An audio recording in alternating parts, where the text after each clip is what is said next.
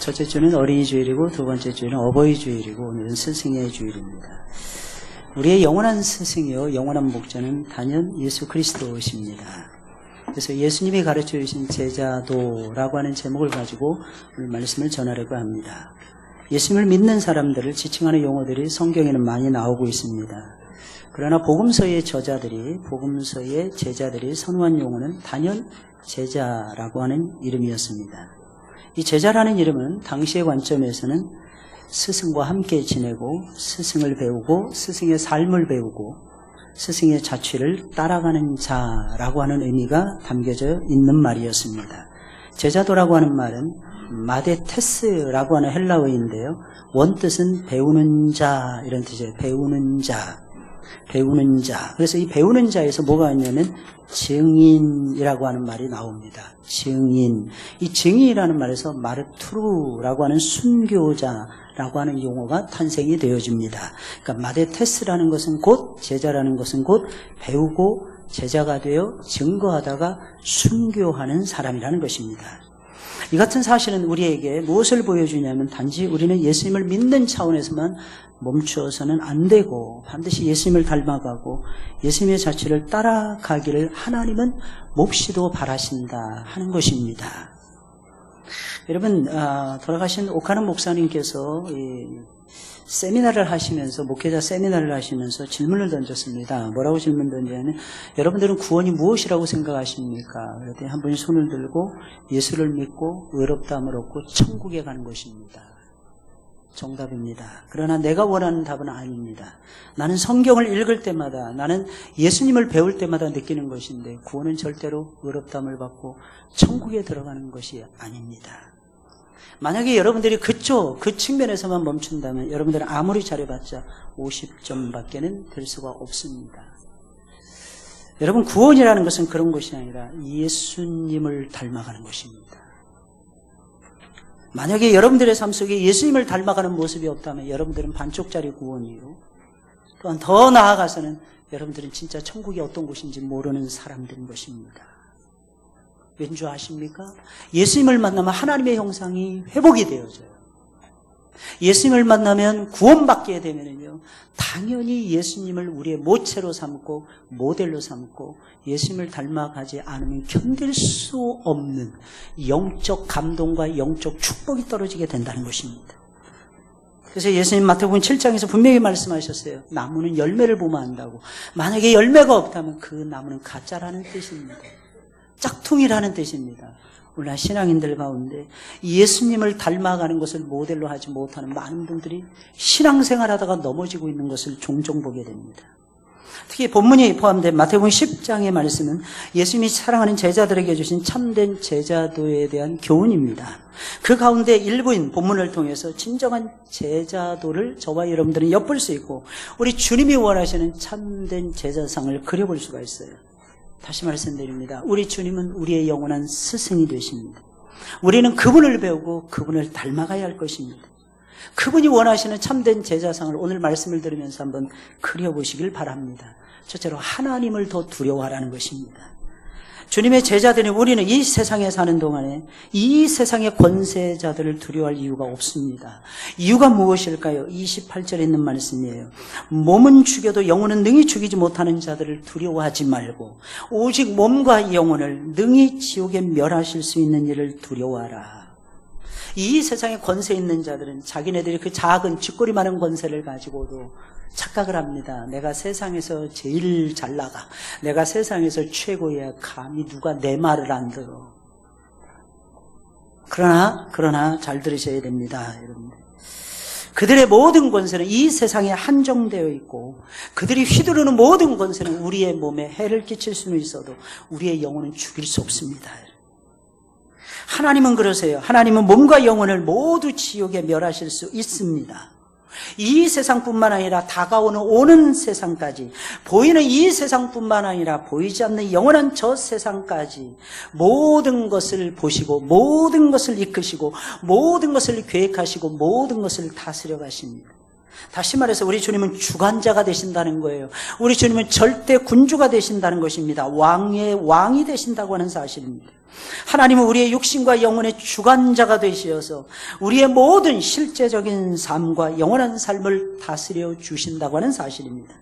그렇기 때문에 우리가 참으로 두려워해야 될 분 누구십니까? 우리의 영혼과 우리의 육체 모두를 멸하실 수 있는 하나님이신 것입니다. 또한 우리가 권세 있는 자들을 두려워하지 말고 하나님을 두려워야 될 두 번째 중요한 이유가 있습니다. 그것은 무엇입니까? 이 세상에서 하나님만이 나를 최고로 사랑하시며 가장 존귀하게 여기시며 나를 친히 돌봐주시기 때문이라는 것입니다. 29절부터 31절까지의 말씀이에요. 참새 두 마리가 한 아사리온에 팔리지 않느냐. 갑자기 참새 이야기를 꺼내시는 예수님이세요. 그러나 너희 아버지께서 허락하지 아니하시면 그 하나도 땅에 떨어지지 아니하리라. 무슨 말이에요? 하나님이 허락하시지 않으면 치킨 두 마리가 10,000원에 팔릴 수 없다는 뜻입니다. 이해하시겠어요, 여러분들? 여러분, 이때 당시에 치킨이 없었잖아요. 이렇게 먹을 수 없었잖아요. 참새를 치킨 대용으로 먹었는지 어떻게 알겠습니까? 말씀 준비하다가 불현듯 10,000원에서 20,000원대로 올라가고 있는 치킨 생각이 나더라고요. 근데 그 치킨이 잡아먹히는 거, 죽는 것도요, 하나님이 허락하시지 않으면 못 죽어요.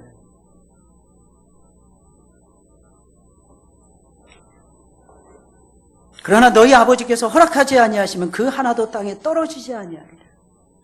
이게 무슨 말이겠어요?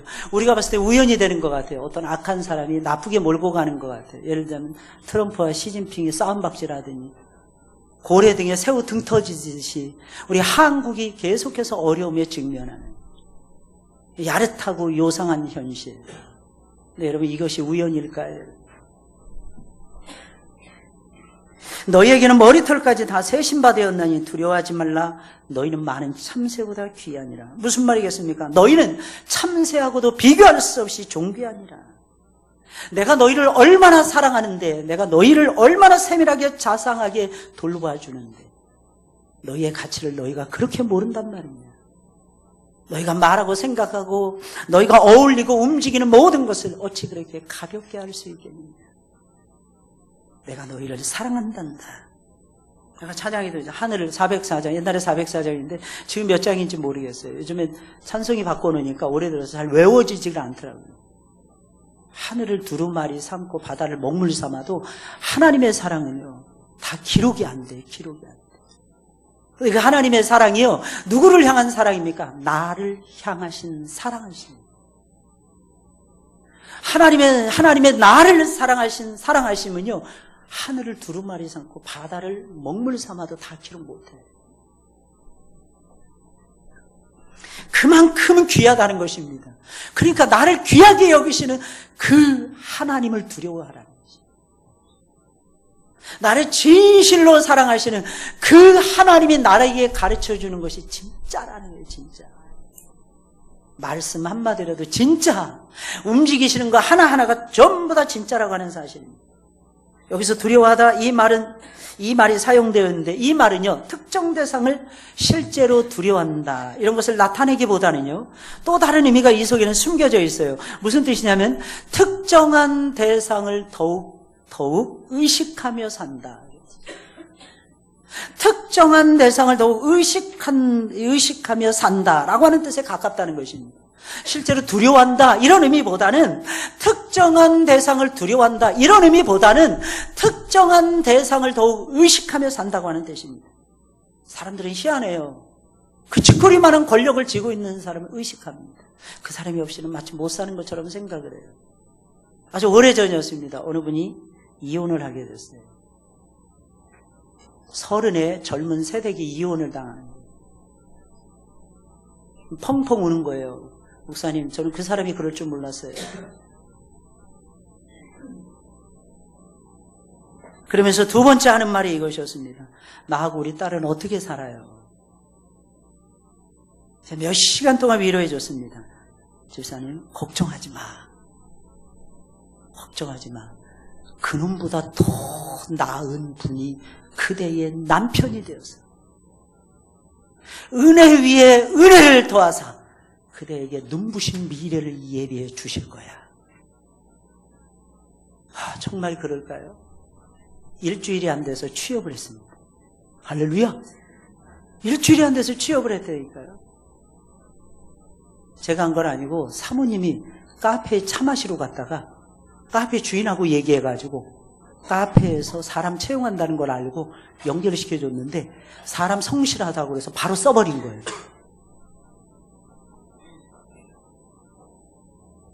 얼마나 감사한지. 차가 없는 거예요. 카페 사장님이 차를 줬네. 와,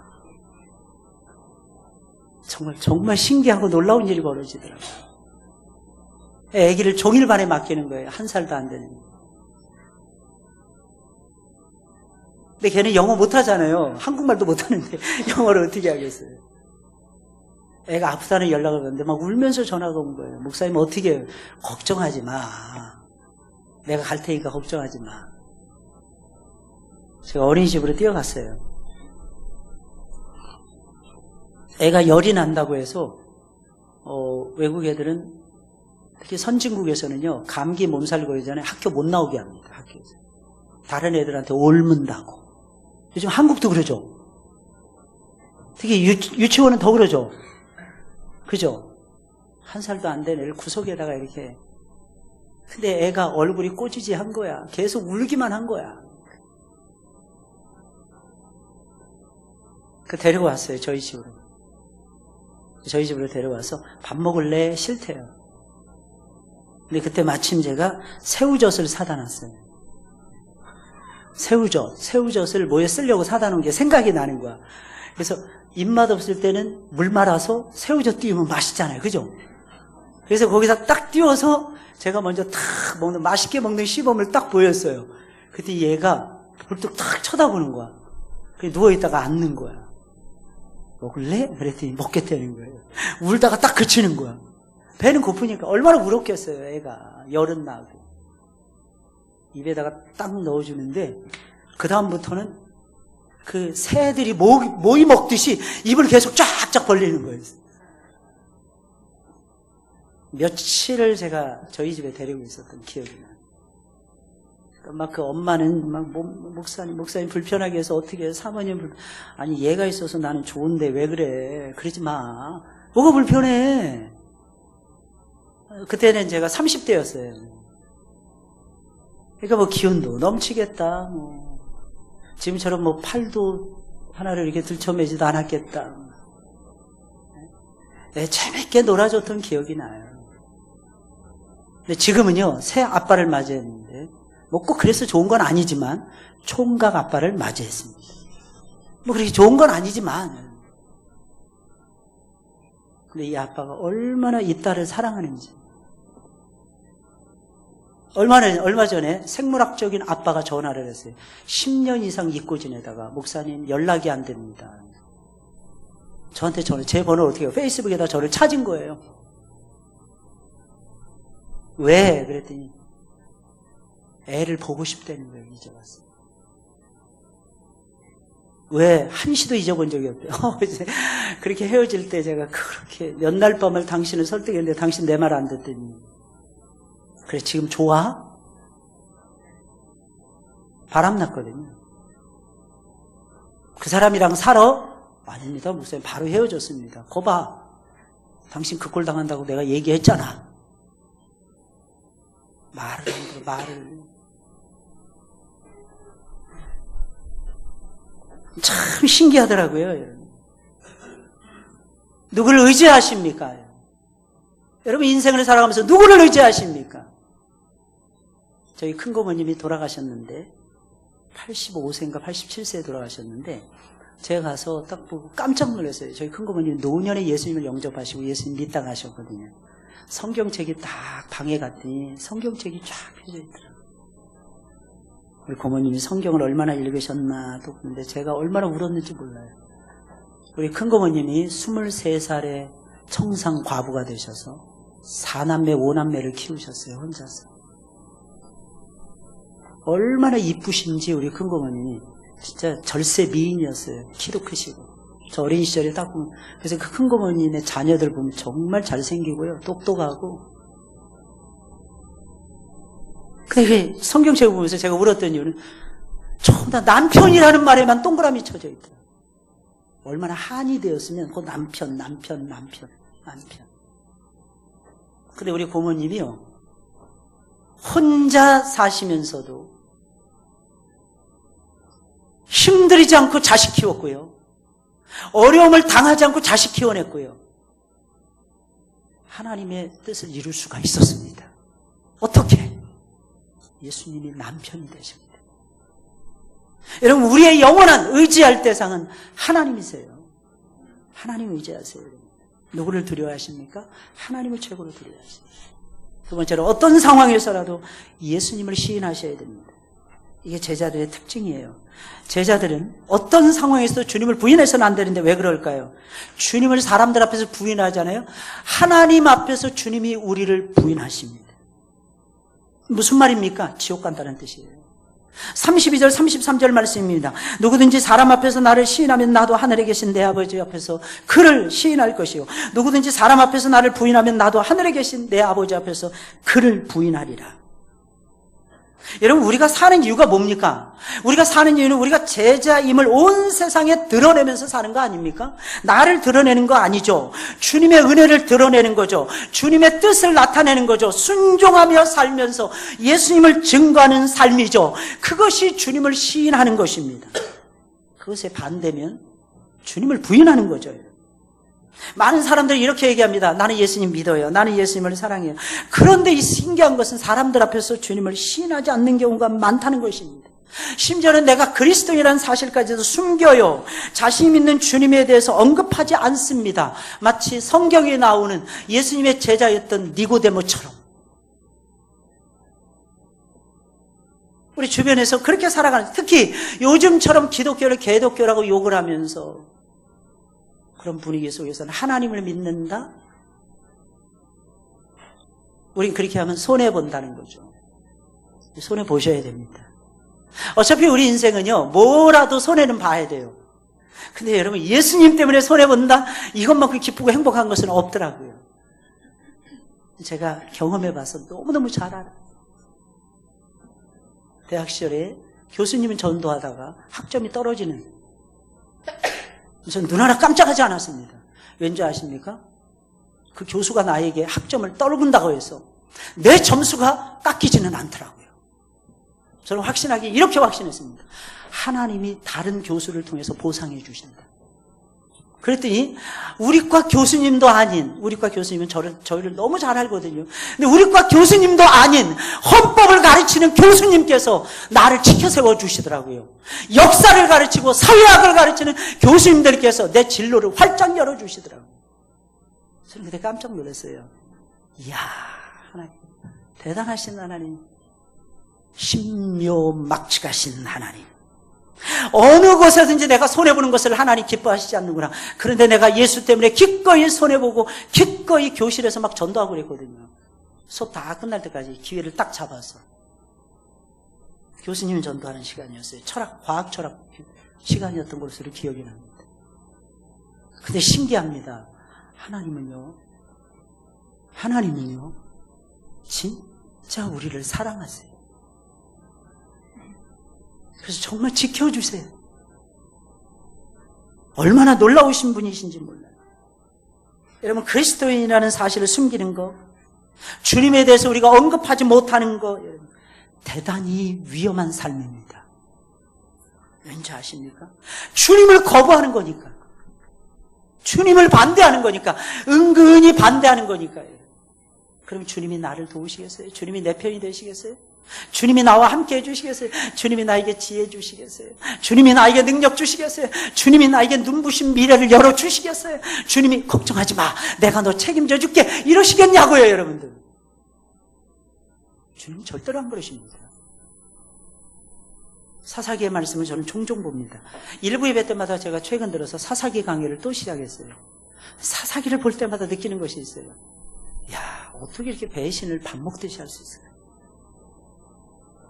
근데 더 신기한 게 있어요. 주님이 가나안 땅 들어가게 했잖아요.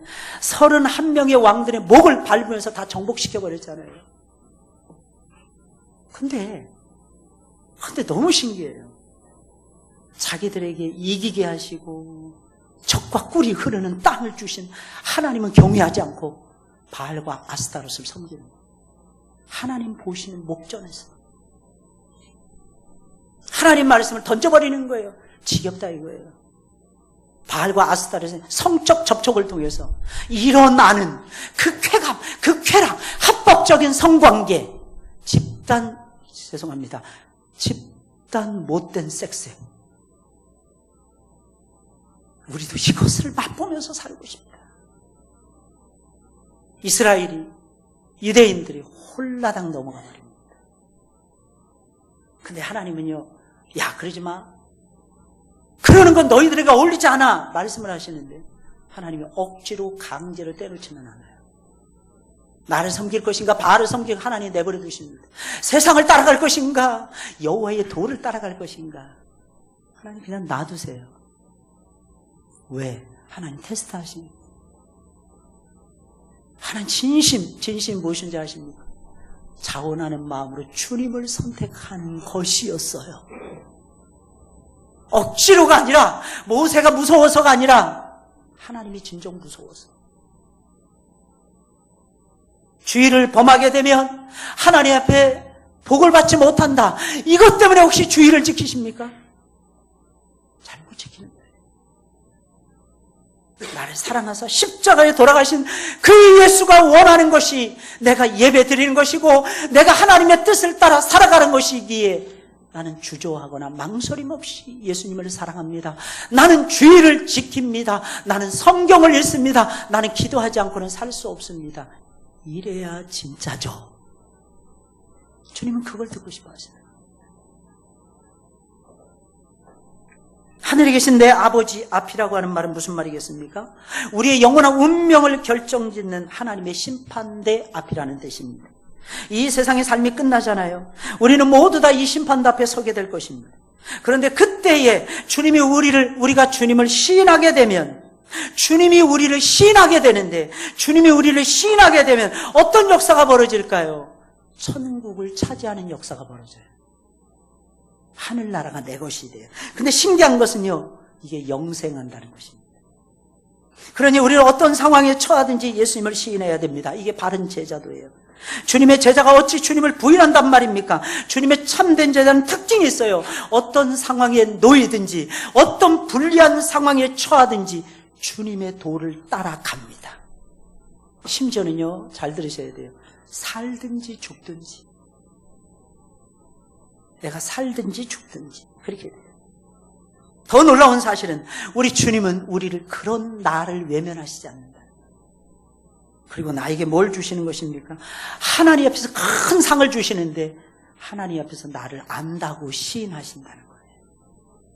쟤는 내가 알아. 쟤는 내 사람이야. 세 번째로 주님보다 더 사랑하는 것이 없어야 된다는 것입니다. 예수님은 세상에 무엇을 주기 위해서 오셨다고 말하고 계십니까?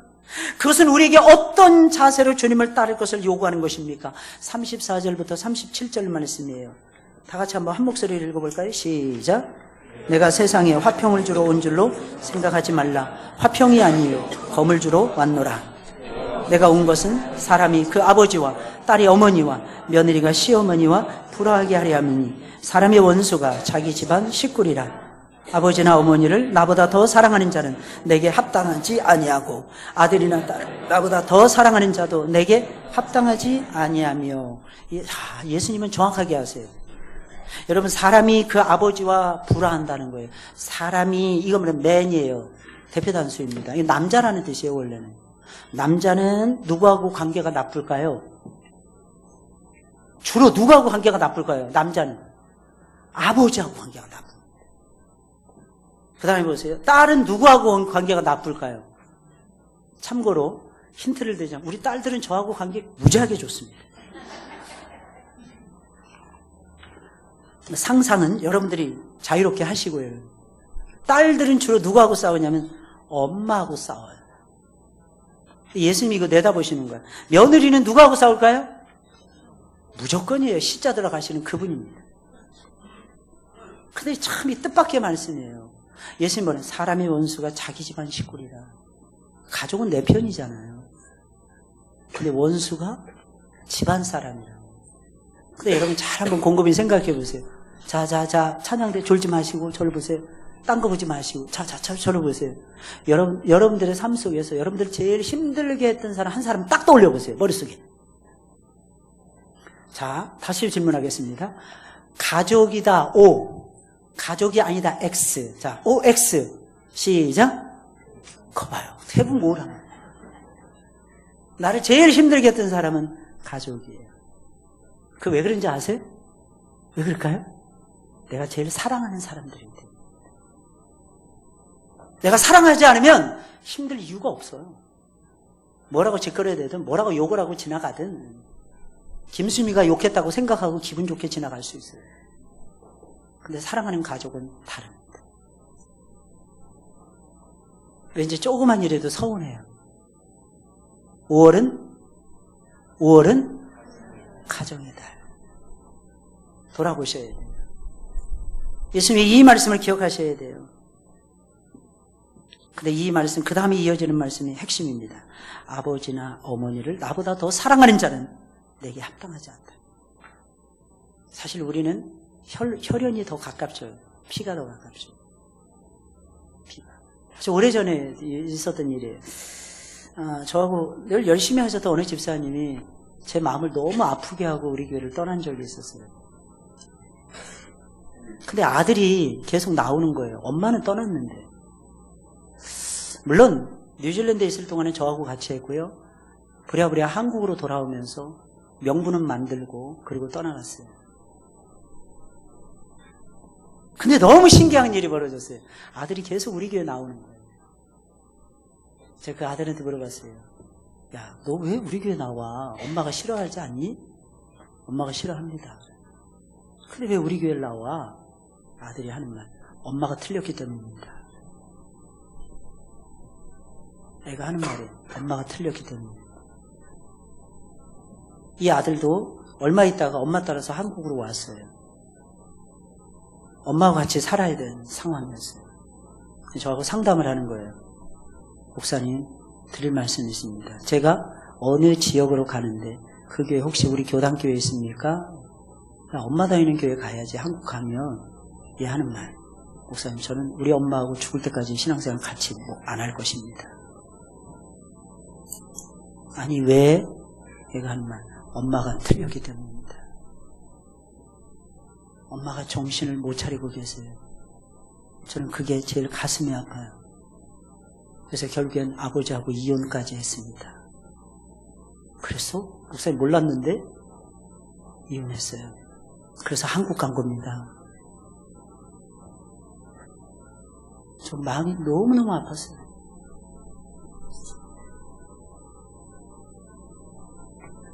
때가 되면 이 친구가 항상 저한테 연락이 와요. 목사님 뵙고 싶어요. 그 한국에 제가 정해줬던 그 교회가 시험 환란이 얼마나 많은지 몰라요. 그 교회 여전히 지금도 섬기고 있습니다. 하나님은요 정말 대단하신 분이세요. 여러분, 예수 따라가는 건 쉬운 일이 아니에요. 때로는 불화도 있어요. 갈등이 조성이 돼요. 예수 믿는다는 것. 근데 그거 이겨내지 못하잖아요. 내 신앙도 죽습니다. 우리는 싸움을 싫어하잖아요. 우리는 평화롭게 살기를 원하잖아요. 그러나 기억하셔야 됩니다. 싸움을 걸어올 때는 싸울 줄 알아야 된다고 저는 확신합니다. 싸움을 걸어오는데도 안 싸운다면 바보죠. 누가 나에게 법적 대응하세요, 여러분.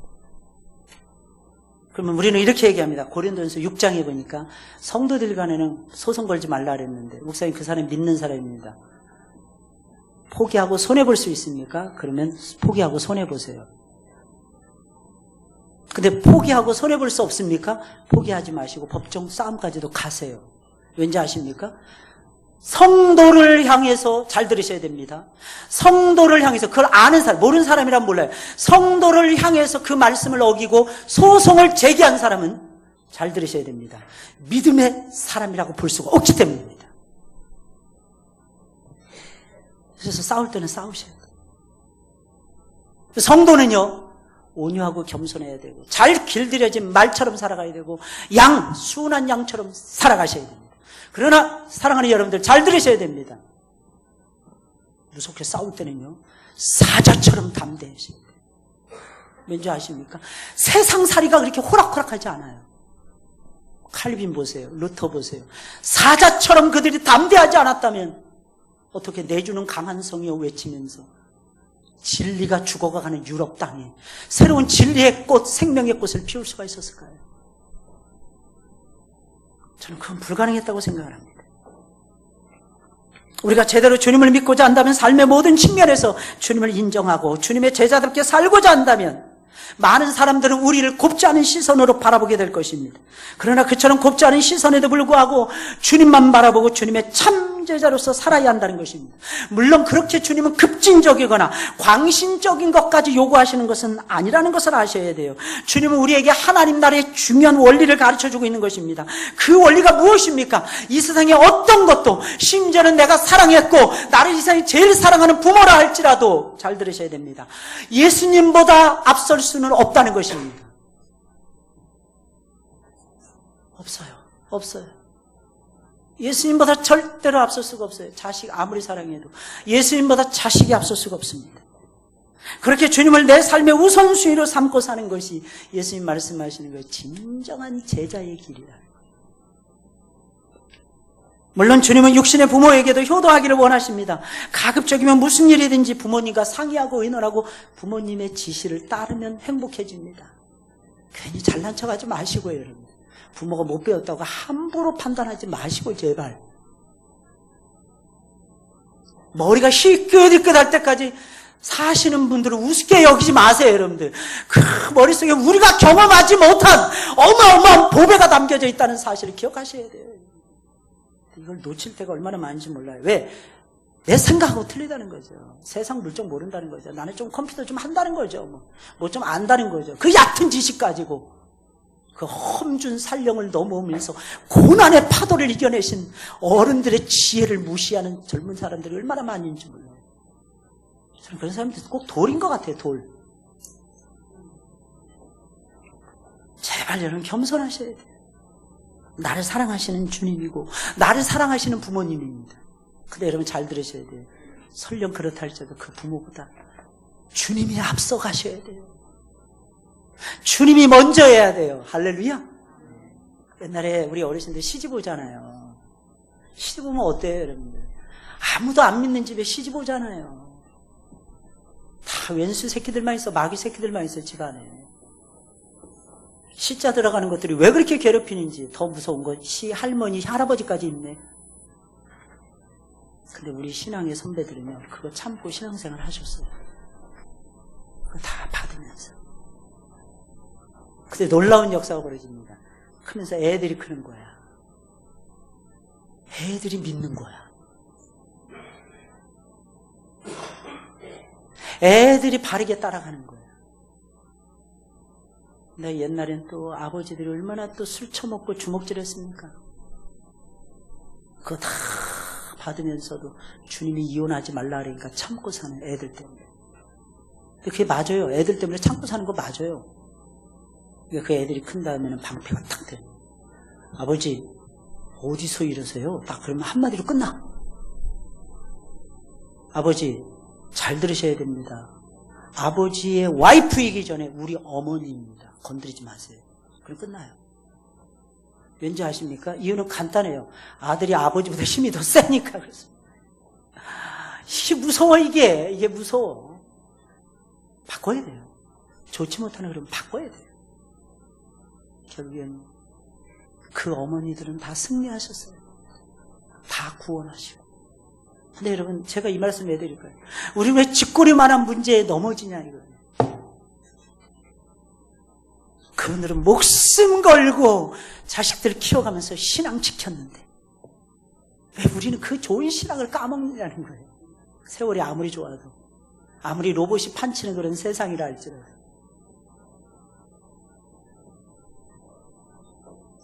항상 기억하셔야 돼요. 주님보다 더 사랑하는 것이 없어야 됩니다. 네 번째로 자기 십자가를 지고 나를 따르라는 것입니다. 어떤 각오로 주님의 뒤를 따라가야 하는 것이고 그 대가가 무엇입니까? 38절이에요. 다 같이 시작. 또 자기 십자가를 지고 나를 따르지 않는 자도 많이 들었던 내용이죠. 주님은 이런 자를 합당하게 여기십니다. 내 십자가가 도대체 뭘까요? 죽음이에요. 내 죽음입니다. 주님을 사랑하고 주님의 뒤를 따르기 위해서 불가피하게 치루어야 될 온갖 고초와 고생, 시련을 얘기하는 것입니다. 주님의 뒤를 따라가는 것은 가벼운 마음으로만 늘 따라갈 수 없어요. 예수님 따라가는 거 행복해요? 행복하지 않아요? 여러분 저를 보세요. 예수님 따라가는 거 행복해요? 행복하지 않아요? 저는 너무너무 행복합니다. 이 세상에서 제일 행복합니다. 예수 못 만났으면 저는 이런 행복을 만끽하지 못했을 거예요. 그래서 2주를 팔 다치고 2주를 지난 첫째 주 우울 모드였어요. 왜냐하면 제가 어린 시절에 안 믿다 보니까 어린 시절에 그 우울증이 나에게 오더라고. 근데 둘째 주에는요 살아났어요. 왠지 아십니까? 주님 때문에 살아났던 거예요. 주 안에 있는 행복과 주 안에 있는 기쁨은요 무엇하고도 바꿀 수 없는 거야. 그래서 다른 때보다도요 설교를요 2.5배 이상 더 준비했어요. 한 손으로. 할렐루야. 제 손이 안 보일 정도로. 이게 가능하겠습니까 여러분들? 믿거나 말거나. 근데 이게 가능하다니까 이게 6월 말까지 설교 준비 다 끝내놨습니다. 모든 설교 준비 다 했다니까. 놀까요 이제부터? 또 7월달 준비해야죠. 책 보고 너무 재밌는 거야. 왜? 누가 불러도 나 팔 다쳐서 못 가요. 이러면 끝나. 할렐루야. 안 가도 되는 명분을 얘가 제공해 주더라고. 그래서 계속 자리에 앉아서 기도하고 찬송하고 영이 너무 충만한 거예요. 제 영이. 그냥 저절 내 영이 주를 찬양합니다. 그냥 저절로 나오더라고요. 얼마나 기쁜데. 많은 분들이 그래요. 목사님 얼마나 한 주간 동안 고생 많으셨어요. 모르는 소리. 주 안에 있는 행복을 몰라서 그래요. 우리 주님은 그러신 분이세요. 그 주님이 말씀하십니다. 그러나 항상 그럴 수 없다는 거예요. 항상 기쁨 모두, 항상 감사 모두 이게 안 돼요. 그럴 때는 고통이 따라요. 그러나 그런다 할지라도 그 고통을 짊어지고 주님을 따르라는 거예요. 할렐루야. 39절이에요. 다 같이 읽어볼까요? 시작. 자기 목숨을 얻는 자는 잃을 것이요 나를 위하여. 기독교는요 너무 신기해요. 죽고자 하는 자는 살아요. 사즉 생. 살고자 하는 자는 죽어요. 생즉 사. 누가 쓴 거예요? 필사즉사요. 필생즉사요. 필사즉생이에요. 누가 쓴 거예요? 이순신장. 그 장기에다 이렇게 썼잖아요. 이순신이. 전하 염려하지 마소서. 이 나라가 바람 앞에 등불입니다. 진짜. 그러나 전하 염려하지 마세요. 아직 신에게는 12척의 배가 남아있나이다. 333척이 몰려온다는데 12척 가지고 이길 수 있다고 확신하는 미친 장수. 근데 신기해요.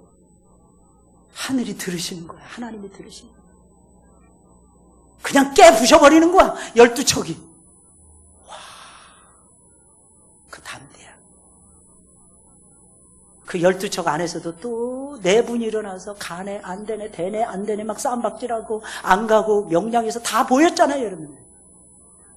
혼자 싸우는 거예요. 그러다가 한 놈이 돌아서 그러다가 한 놈이 또 돌아서 나중에 12척이 다 돌아서서 이순신과 함께 사즉생을 거는 거예요. 여러분 근데 신기한 게 있어요. 하나 되면 이깁니다. 적이 몇 명이냐 이게 중요한 게 아니에요. 적은 항상 사방팔방에 늘어져 있어요. 문제는 우리가 하나 되느냐 이게 중요한 거예요. 그러기 위해서 소풍 가는 거예요. 할렐루야. 하나 되자고. 6월 6일날 딴짓하고 딴 데 가는 사람 역적들이에요. 이따 광고한다는데 보여준답니다. 여러분 신기하지 않습니까? 죽고자 하는 자에게 뭐가 있다고? 영생. 할렐루야. 뭐 있다고요? 영생이라니까 영생. 참된 제자는요 죽고자 해야 된다는 거예요. 그럼 어떻게 되냐? 모든 복과 영광이 우리의 것이 됩니다. 마지막으로 주님을 대신하는 사람이 되라는 것입니다.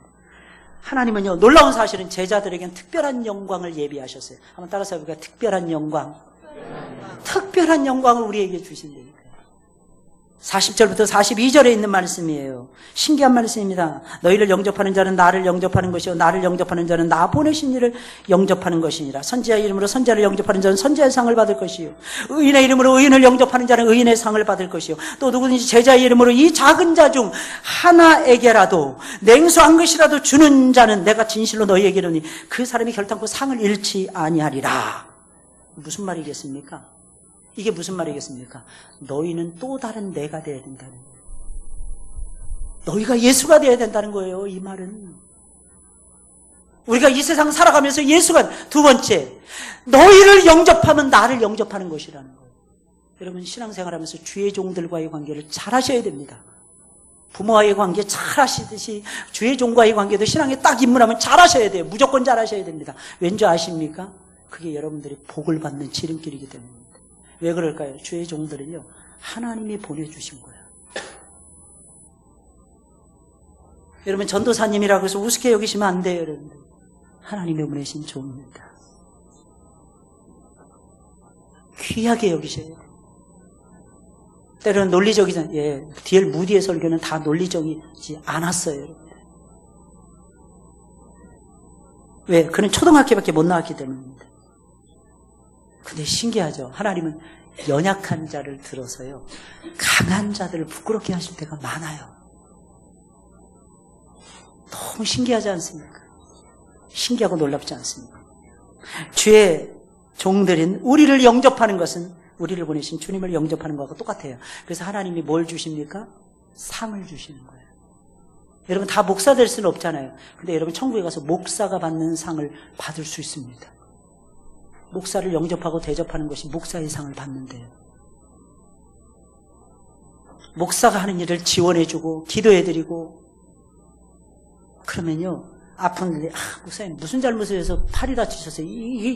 이런 소리 하는 게 아니라 목사님 얼마나 힘드셨으면 팔이 다치셨어요. 말이라도 하나님은 그런 자들에게 복을 주시더라고요. 이게 달라, 이게 달라. 뭐 착각하시면 다 우스갯소리로 하시는 말씀 제가 얼마든지 봤죠. 목사님 왜 다치셨어요? 속상해서 하는 말이잖아요. 그런 건 제가 이해합니다. 꼭 싹퉁바가지처럼 말하고 지나가는 것들이 꼭 있어. 재수없다니까 아주 진짜. 여러분 꼭 기억하세요. 따라서 해보세요. 나는 재수 없는 사람인가? 따라서 해보세요. 나는 재수 있는 사람인가? 후자가 되시길 주의 이름으로 축원을 드립니다. 이래야 돼요. 누가 앞에서 열심히 합니다. 어떻게 해요? 자꾸 뒤 밀어주세요. 등 밀어주세요. 잘한다고 막 박수 주세요. 여러분들은 두 손 있잖아. 두 손 가지고 뭐 하시려고? 박수 쳐주세요. 저는 어린 시절에 철없을 때는 이렇게 생각했어요. 박수 받으면 너무 좋다고 생각해요. 친구들이 선생님이 박수 쳐주잖아요. 그렇게 좋아했어요. 문학의 밤 때, 복음의 밤 때 연극하고 발표하잖아요. 막 제가 독창하고 중창하고 합창하고 막 기립박수하고 전 그게 너무 좋았어요.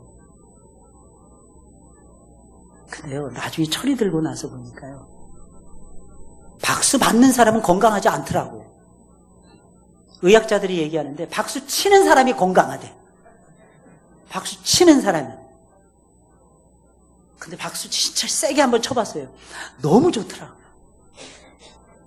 박수 한번 쳐볼까요? 3번만. 시작. 와, 잘 치시네. 좋다니까 잘 치시네, 그냥. 박수 5번. 시작. 꼭 이런 사람들이 있어요. 5번이라 그랬잖아요. 5번. 그럼 5번만 딱 치셔야지. 근데 여러분, 신기해요. 박수 쳐줄 때가 행복해요. 누가 잘 됐어요. 감사합니다. 잘 됐어요. 박수 쳐줄 수 있는. 막 시기하고 샘내고 질투하는 것보다는 눈 막 돌아가. 그러다가 뭐가 됩니까? 눈 돌아가는 사팔이 돼요. 눈을 위아래로 맨날 뜨고 막 그러니. 제발 눈을 좀 공손하게 뜨세요. 저를 보세요. 눈을 좀 이쁘게. 김영희 집사님, 이쁘게. 김영희 집사님 올해 성공했어요. 3 딸들을 유치부로 보내는 성공을 한 거예요. 그리고 여기 찬양대에 지금 한 7년 만에 앉은 건가? 와, 진짜 대단해. 태빈이 기어 올라오고 막 그랬어요, 처음에. 아직 어리잖아요. 근데 신기합니다.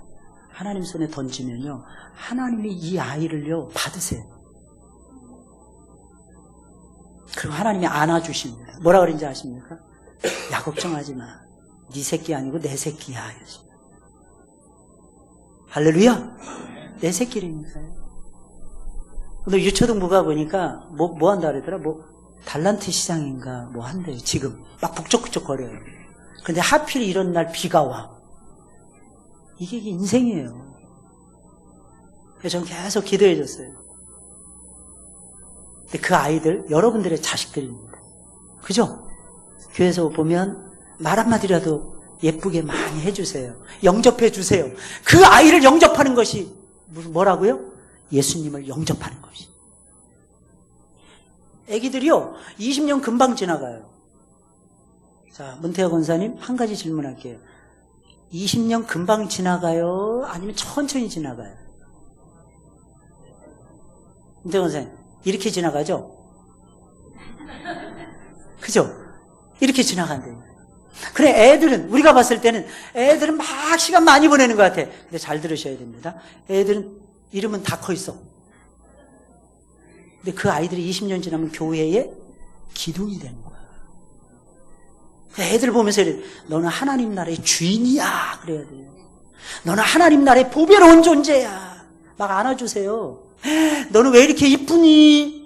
좀 감자같이 생겨도, 야, 너는 왜 이렇게 잘생겼니? 그럼 지가 진짜 잘생긴 줄 알고 맨날 다듬어. 그러다가 진짜 20년이 지난 다음에 진짜 감자가 아니라 뷰티풀 아이가 되는 거야. 좀 많이 봤어요. 예쁘다고 하면 예뻐지더라고요. 할렐루야. 제가 그랬어요. 우리 딸들 보면서 맨날 예쁘다 그랬어요. 그랬더니 크면서 막 여자애들은 12번도 더 변한대잖아. 진짜 변하더라고. 물론 내 눈에 예쁘다는 뜻입니다. 뭐 착각하거나 오해하지 마시고요. 제 눈에 예쁘다는 뜻이에요. 근데 저는 우리 교회 아이들이 다 예뻐요. 막 속썩이는 애들도 예뻐요. 그 기분 모를 것입니다. 저는 이게 주님의 마음이 아닐까. 속썩여도 자식은 자식인 거예요. 할렐루야. 사랑하세요. 사랑하는데 지지 마세요. 사랑은 지지 않습니다. 주님이 주시는 교훈입니다. 찬송 부를까요? 준비하신 예물 하나님께 드리겠어요.